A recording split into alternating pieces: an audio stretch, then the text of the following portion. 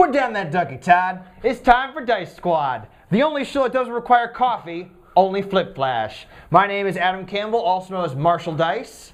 And I am Todd Evangelist, General Dice. Ja. And we have quite the episode today, don't we, Todd? Don't we, General? Yes, we do. Yes, we do. We are talking about the exciting, fast-paced game of Flip Flash. Now, this game was from Naomi Tripi of Tripi Games, and if I got that incorrect, I apologize. And the interesting fact about that is that actually we got a free copy of the game, and that's actually an interesting story, General. Is that we were at Origins Game Fair 2014, if you haven't seen our podcast from our 2014 recap. And I told the story about how while I was in the convention hall, I was walking around and I came across this booth, and they told me, come sit down and play this game. Those girls had a lot of energy too. Oh, yeah. A lot of energy. And they would tell me all about Flip Flash, and my first response was, well, what is Flip Flash? And they said, oh, it's this great game, it's fast-paced, it's just like Solitaire, Nerds, Uno, everything jammed into this one game. And my first response is, how do you do that with one game? Mm-hmm. And so they sat me down and I played this game, and I fell in love with it. I thought it was great. It's fantastic. It incorporates every good thing about every kind of card game into one. I really enjoy that. It reminded me of a combination of Dutch Blitz and Uno and Speed, I would say. I mean, a lot of different games went into the making of this game. So I kept coming back every single day, coming and seeing them and playing their games. And I told them about our podcast. Yeah, he became the master of it. And we should say about what they do. They give a little name tag, but on the name tag they have holes, and you get ribbons tied on it, depending on if you win a match or if lose a match, recruit a friend. Mm-hmm. Recruit a friend, right? That's right, because I was recruited. And they had this big contest where you can win a Kindle Fire, and I unfortunately didn't get to win. But they liked the way we kept coming back, the way we kept talking with them, that they gave us a free copy of their game. And what's cool is that they actually were able to. They actually said to Marshall and General Dice, "Thanks for all the fun," and we'll be showing a picture of that for everyone to see. So I'm thinking, let's talk about how to play this game. What do you agree? What do you think, General? Yeah, well, you're the master of it, so I will let you talk about how to play the game mechanics, and I will just make comments. Okay. As I do. All right, all right. So I'll take the helm of this one. Since you've taken away my ducky. Well, we have a podcast to do. All right. I'll give it back later. All right. All right. So here's how the game really works, is that in the box, you're given 4 decks, and the decks have different colors, along with different characters. That's to tell the difference between each deck, because each deck has the same amount of cards. And what's interesting is that you start by you first shuffle your deck, and you take 20 cards out of the deck, and you place them down, and that is called your down pile. And what's interesting is that you can change it up depending on the difficulty, depending on whether you're a casual player or hardcore. You can change up the number of down cards you have in your pile to however many you want. I thought that was really a very smart move, because then an adult can play with the child. If the adult is better, if the child is better, whoever is better gets a little handicap and can still play the game. And you don't have to nerf it, or you don't have to back off. You can play hard. Right, right. So just like the game Nerds, you want to set out 4 cards in front of you, face up. That is where you play your cards to the center. And the object is to get cards into the center to get your down pile down to 0. And you then also use your other cards as your resources to keep playing, keep getting cards. You do that by flipping them over one at a time. And if you see something, or you see a card that you want, like let's say Todd here had like let's say he had a red 8 out here, and I pull a red 9, I then put it on top of his, and I would keep flipping and keep going. All right, but I have this blue 9. Can I put the blue 9 on the red 9? Well, actually, the thing about that is that you have to go with the different colors. Is that you first start off with is that in order to play out in the center here, you need to have a 10 or a 1 card. That is either a 10 or a 1, which makes it interesting because you can use it, well, that's a 7. Oh, that's a 7, that's right. This is a 10 and a 1 card. And each deck has 3 different kinds. There's a red one, a blue one, and a yellow one. And you play that in the center. And then you can either play a 9 or a 2 on this card. Like you could play the 9 here on here, or you could play a 2. So while you keep doing that, you also want to keep putting out cards from your down pile. And when you get down to 0, you say flip flash. And it's kind of fast paced and kind of fun because when you're doing that, you know, you're racing and you're doing it. You're trying to do it, and then everyone gets mad at you when you lose or when you win. And it's kind of fun. And some of the other cards that are a part of this deck that make it interesting is that there are many different tools that you can use in this deck. Like you have stuff like you can pause a deck out here in the field here. In order to unpause it, you have to have a play card. So you need to have a yellow play card to play it. And then you take those 2 cards off the pile, and you can keep playing on that pile. You have other cards like this one. This is a +1 card. And what you do is that you can play on any, like this one's a red one. I could play this on any red deck, and then I'd play the top card of my draw pile here on top. And there's also ones called question marks. These are pretty interesting. Is that you put it on there, you put it on any pile, and you put your 1 finger on there. And you call any number and color you want. So if this is red, you could change this up and make this a yellow 5, and you could keep going. If you have a yellow 6, and you're dying to get that out in the field. And well, now remember, you can go up or down. So correct. If you wanted to get rid of your yellow 6, you could have called yellow 7 or yellow 5. Correct. So. Well, what about my question? Can I put a blue 9 on a red 9? Correct. No, you have to play same colors on same colors. You can't. So this blue 9 would have to go on that blue 10. Correct. Correct. All right. And can I play a red 9 on a red 9? You cannot. You have to go to go up or down. You have to go up or down. It can't be going. You can't be going the same. You can't be playing 9s on 9s. Right. Now, can I play on your cards over here? No, you cannot. All right, so it has to be the cards in the center. Now, there's only 4 cards in the center in a 2-player game, but what about if it's a 4-player game? Well, the interesting thing is that in any case, your object is to get all the 10s and 1s out here as possible to start playing on cards. So you could play as many 10s and 1s as you want, because you probably have 4 and I have 4. There could be 8 10s and 1s out here. And with a 4-player, you add another 4 to that. Oh, so it doesn't just start out there. No. It has to come from your deck. Yeah. So okay, I've got these 4 here. I have to wait until I turn up a 10 or a 1 Correct. To start playing. Where am I putting these cards? Well, you're putting these cards in one big pile. Because as you're flipping, you're still trying to find them, and then you can't go backwards. You can't just dig through your pile and say, oh, I have that 5, I'm going to play that. No, you got to keep flipping through until you go around again. And when they run out, you pick them up again and you start over again. Right, and of course, if somebody puts a 10 out there, because it took me about 20 cards to get to a 10, if somebody puts a 10 out there, then you should start playing on that immediately. And then hopefully when you see a 10-1, you can throw it out there. And that's why in a 2-player game, I guess there would be maximum of 8? Yeah, about 8 piles in them. Yep. And in a 4-player game, you would have then 12, no, 16. 16 cards out there. 3-player would be, so 2-player 8, then 12, then 16. Eventually, because you may not hit this 10-1 until the very bottom.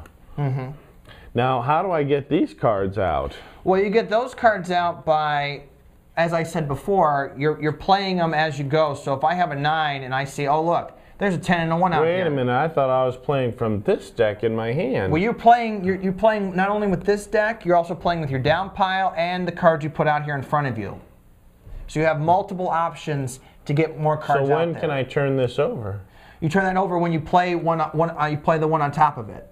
So if you flip your card over. Okay. So if you have a red 2 out here, you play that, and then you flip over the next one. Oh, so you actually have 5 cards out in front of me. Correct.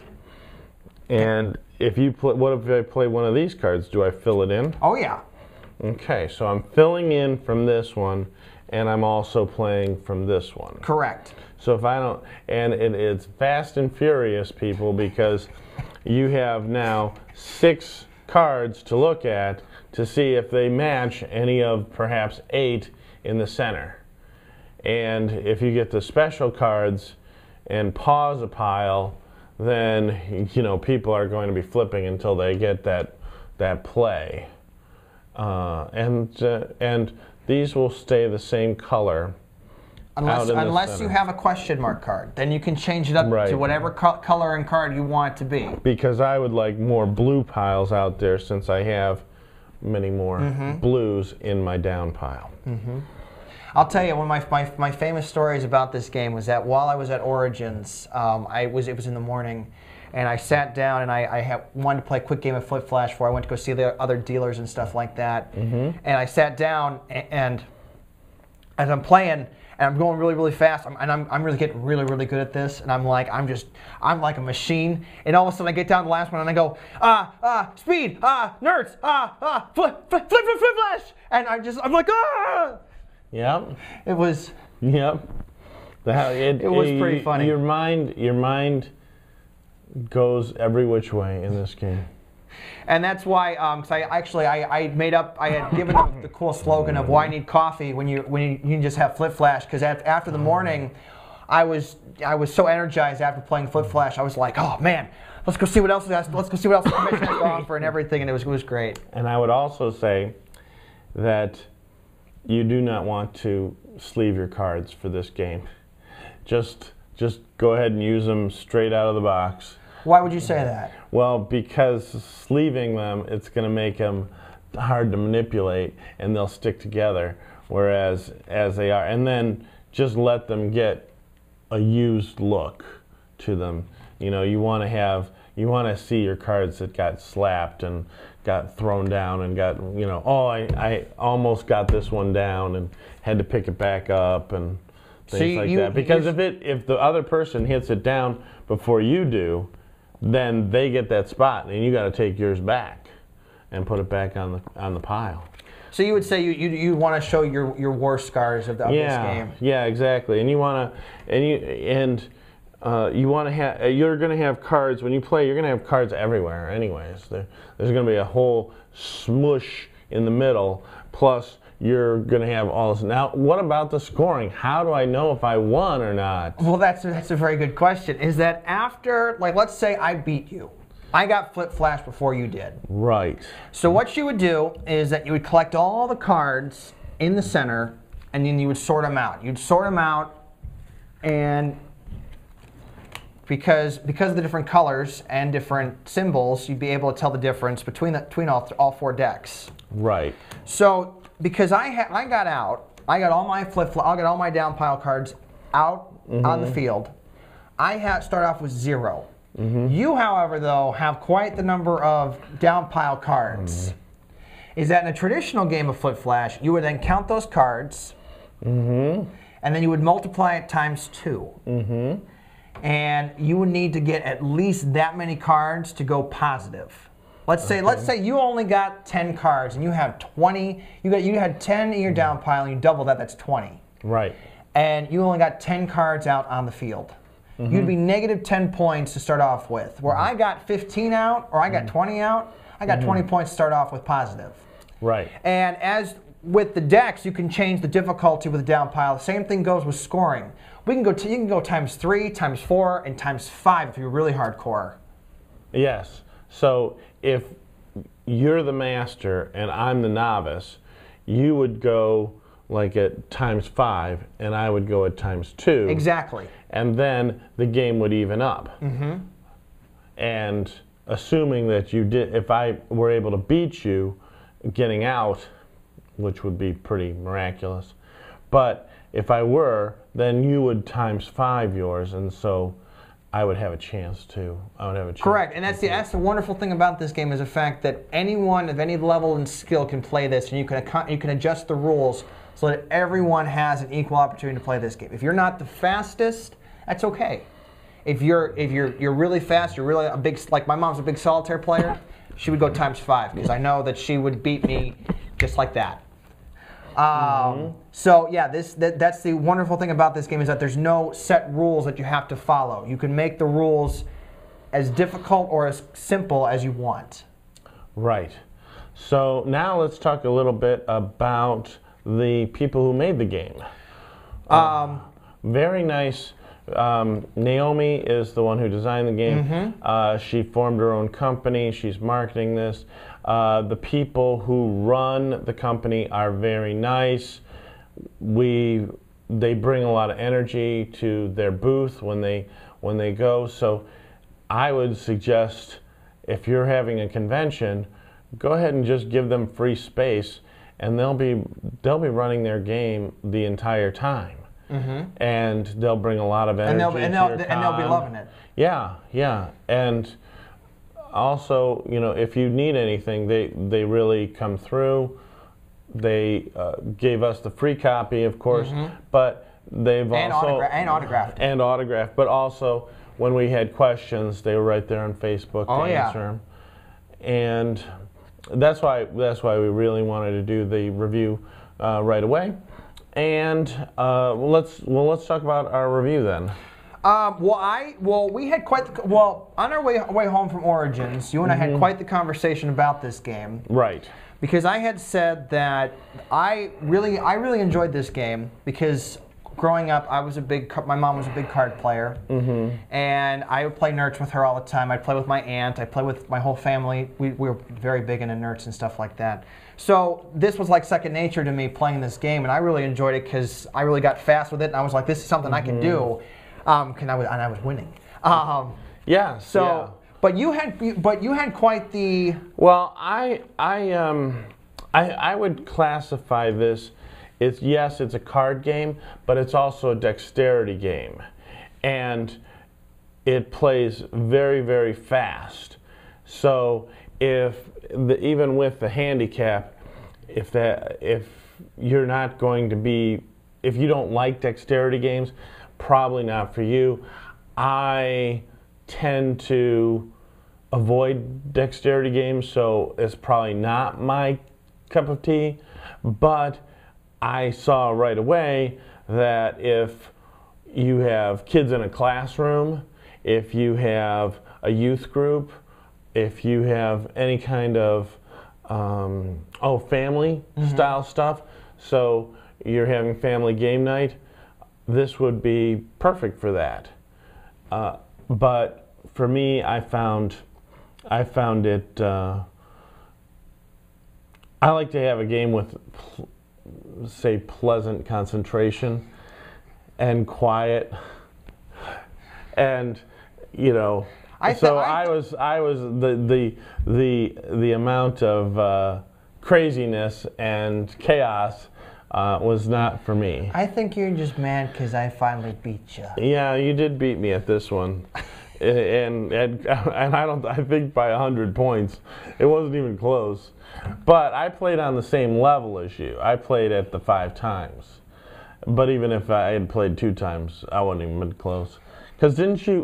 We played with Naomi and I can't remember her second in command's name, but we played with the 4 of us just to see how it would play with a 4-player, and it was quite crazy. You've played at all levels, right? 2, 3, and 4? Thereabouts, yeah. Okay, so where would you say, what were the differences in play for 2 to 4 players? Well, level 5 is extreme. Level 5 is the scoring of it. Well, right, but I mean, and with having more cards in your down pile and stuff like that. you have one person level 2 and you have one person level 5. You want to be as fast as you can because you're at a disadvantage opposed to the guy who has 20 cards when you have 30 cards. That 10 card difference makes makes everything different. Yeah, and I would probably play at the lowest level, and you would probably play at the highest level. But you've played with your family too, right? Yes. Well, I took this on the road. I took this with me to Myrtle Beach. I showed my family how to play this game, and like yourself, they had a little bit of trouble the first time around. It took a couple times to play this. They really understood the concept of the game. Right. But they enjoyed it. I didn't think it was that difficult to understand, but the idea of grasping this one, this one, this one, this one, the fact that you have at least four areas to sort out 5 cards, 6 cards, that's very difficult. And also if you want to try and plan, like, oh, I need that 6 down there. I want to maybe wait until I don't want to just keep throwing cards on top of it. Well, the thing that everyone tells me when they play this game, because I've also shown my friends this game, is the fact that they have a hard time understanding what the different cards that are not numbers, the specials, what they do and how you're supposed to play them. Because many times my mom would get mad and be like, well, what? I play this play card. Now you want to play a pause card. What do you mean I need to play a pause card? No, you need to play a pause card, then you play a play card. And I think as an improvement to this game, I think would be interesting was that if the cards themselves had a little flavored text on them. Oh, the special cards? To offer what they can be used for, what they can be what they can do. The same respect, the 10 and the 1, because sometimes they get confused that it's a 10 and a 1. If it was to say counts as both a 10 and a 1 at the bottom, I think people would understand that. Maybe for new players, you might want to just take out the few pause, play, question mark, just for their first game. And but then again, that's not the wonder. But the wonderful thing about it is that you can take things out, you can add things in. I mean, it's foot flash. Right. Right. So, and again, perfect for a lot of different game levels. So, final thoughts? Final thoughts. Well, actually, I'll ask you, as I ask every Dice Squad review here. Right. 10 being the best, 1 being the worst. What would you rate this game? About a 5. 5? Yeah. I mean, it's not my cup of tea, but it's a solid game and interesting, has a lot going for it, but I would rate it a 5. And I think it's a lot of fun for a lot of people. All right. But it's I reserve that 10 for Star Realms. All right. No Star Realms. All right. Well, I would rate this an 8.5. 8.59 for my. Well, I thought this was your favorite game. I thought you'd rate it a lot higher than that. Well, 8.59 is pretty good. Yeah, I didn't know we were going into the hundredths, but okay. First of all, that's the 10th place, if you're going to be technical, because I'm a mathematics teacher. I don't think so. I think that it's the 0.5 is the tenths, the 9 is the hundredths. But all right. No, I meant 8.5/9 out of 10. Oh, okay. All right. I thought 8.59. Wow, that's really specific. No. 8.5 to 9. Okay, good. See, that's a little different. I said it should at least be a 9 for you. Well, because this is like your favorite game. Of course. So yeah, this is great game. Be sure to pick it up at any card shop you find, any game and store. we will have a link to their website. Oh yeah. On our YouTube page. On our YouTube and our Facebook page. Right, and I think that's about everything we need. Alrighty. To say. So what's up next time, General? I think we're going to do one of my favorite games, which has pleasant concentration and no conversation. Splendor. All right. Well, From all of us here at Dice Squad, I'm Marshall Dice, Adam Campbell. I'm Todd Evangelist, General Dice. And we got to flip flash out of here, but we'll see you next time. Bye-bye. Can I have my ducky back? No.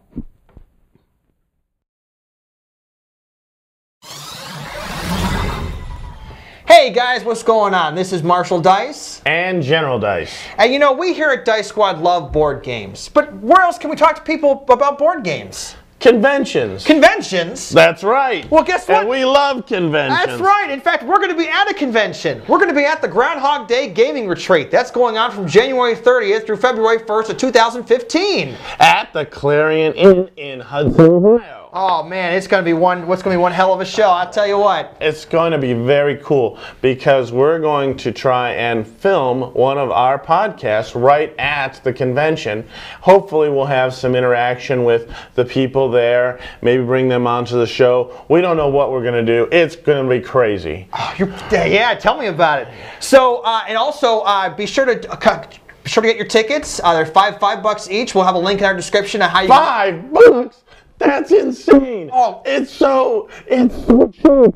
I would come every single day then. Well, it's only 3 days though. But be sure to stop by January 30th through February 1st, 2015. $5. Link in the description. This is Marshall Dice and General Dice, and we want to see you at the Groundhog Day Gaming Retreat. Right.